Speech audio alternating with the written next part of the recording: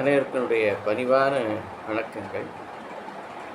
ஆன்மீக சிந்தனையிலே நாம் தொடர்ந்து பல தலைப்புகளிலே சிந்தித்து வருகிறோம். அதிலே இன்றைய தினம் திருவாசகத்திலே திருவடியை பற்றிய ஒரு பாடல் மணிவாசகர் சொல்கிறார். இணையார் திருவடி என் தலைமையில் வைத்தலுமே, துணையான சுற்றங்கள் அத்தனையும் துறந்தொழிந்தேன், அணையார் குணத்தில்லை அம்பலத்தை ஆடுகின்ற புனையாளன் சீர்பாடி பூவல்லி கொய்யாமோ என்று பூவல்லி என்ற ஒரு பதிகத்தில் மணிவாசகர் திருவடியை பற்றி தனக்கு கிடைத்த அனுபவத்தை சொல்கிறார். இறைவனுடைய தீட்சையிலே திருவடி தீட்சை என்பது மிக முக்கியமானது. வாசக தீட்சை, நயன தீட்சை, ஸ்பரிச தீட்சை என்று 3 தீட்சைகளை சொல்வார். அதிலே இந்த ஆன்மா சிவமாவதற்கு இறைவன் தன் திருவடியை தந்து தன்னுடைய பதி அறிவையும் தருகிறார். அதுவரையிலும் உலகப்பற்றிலே இருந்த மனிதன் இறைவனுடைய தன்மைகளை பெறுகிறார்.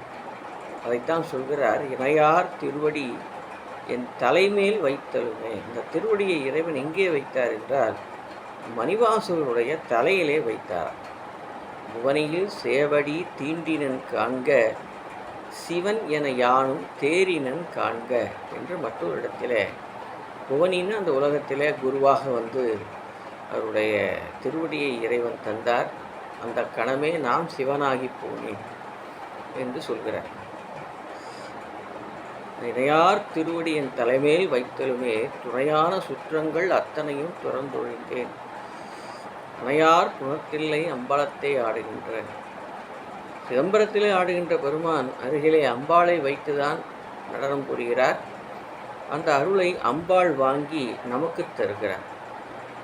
புனையாளன் சீர்பாடி பூவல்லி கொய்யாமோ, தெப்பமாக இருக்கக்கூடிய அவனுடைய திருவடிகளை பற்றி கொண்டு நாம் இறைவனுடைய அருளை பெறுவோம் என்று இந்த பூவல்லி என்ற பதிகத்தில் மணிவாசகர் தன்னுடைய அனுபவத்தை பகிர்ந்து கொள்கிறார்.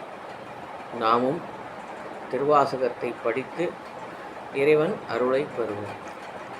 இணையார் திருவடி என் தலைமையில் வைத்தலுமே, துணையான சுற்றங்கள். அந்த துணையான சுற்றங்கள் என்பது வினைகளை குறிக்கிறது, உறவுகளை சொல்லல. வினைகள் நீங்கினால்தான் பிறவி நீங்கும். வினை போகவே ஒரு தேகம் கண்டாய், வினைதான் இல்லாது போனால் தினைப்போதளவு நில்லாது கண்டாய் என்று பட்டினத்தார் குறிப்பிடுவார். இந்த பாடல் சிந்திக்க வேண்டிய பாடல். இணையார் திருவடியின் தலைமையில் வைத்தலுமே, துணையான சுற்றங்கள் அத்தனையும் துறந்தொழிந்தேன், அணையார் குணத்தில்லை அம்பலத்தை ஆடுகின்ற புனையாளன் சீர்பாடி பூவல்லி கொய்யாமும் என்று இந்த திருவாசக சிந்தனை உங்களோடு பகிர்ந்து கொள்கிறேன். தாங்களும் அதை கேட்டு தங்கள் கருத்துக்களை கூறுமாறு கேட்டுக்கொள்கிறேன். நன்றி.